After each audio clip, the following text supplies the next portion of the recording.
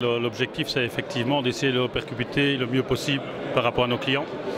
Non seulement, surtout le trajet point A, point B par rapport aux clients, mais ce qui nous inquiète et notre préoccupation, c'est surtout tout ce qui est kilomètres à vide ou les kilomètres de détour qui, pour le client, ne se justifient pas directement.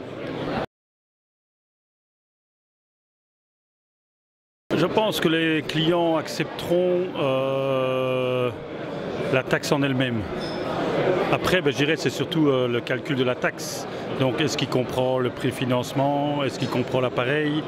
Un exemple, je dirais, on va faire 3 mètres de plancher au départ de Bruxelles sur Lyon. On va prendre Valenciennes, il va vous dire j'accepte de payer les 3 mètres depuis Bruxelles jusqu'à la frontière. Pour nous, pour compléter le véhicule, il faut passer via la plateforme d'Eupen. Donc ça veut dire un détour Bruxelles-Eupen. Et là, la discussion sera évidemment plus grande par rapport au détour.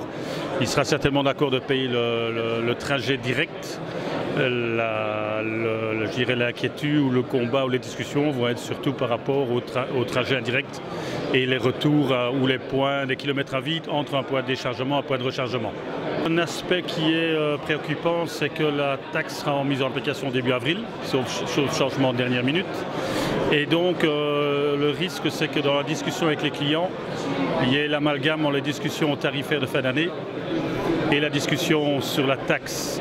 Et donc nous donner la taxe sera à la rigueur, ou payer la taxe sera à la rigueur l'équivalent de la négociation tarifaire, qui sont pour nous quand même deux phénomènes différents qui devraient être négociés de façon différente. Et la proximité de la date de mise en application et nos discussions habituelles de fin d'année font que la majorité des clients va certainement négocier sur cette partie-là et pas sur les autres parties qui pourraient être les indexations structurelles annuelles qu'on discute.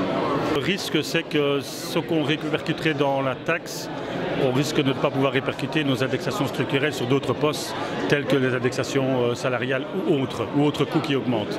Et donc au total, c'est vrai qu'on risque de ne pas négocier, ou ne pas pouvoir négocier l'indexation structurelle et globale qu'on devrait avoir.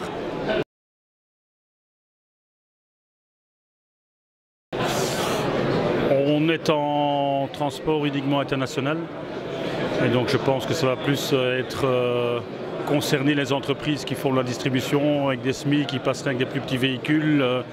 Pour nous, ça ne va pas modifier, on ne saura pas modifier notre activité en international, ça restera dans un même type de charroi. Donc on a de toute façon nous une politique de remplacement tous les 5 ans de nos véhicules. Donc systématiquement sur 160 véhicules, vous avez 30 à 35 véhicules qui sont changés chaque année.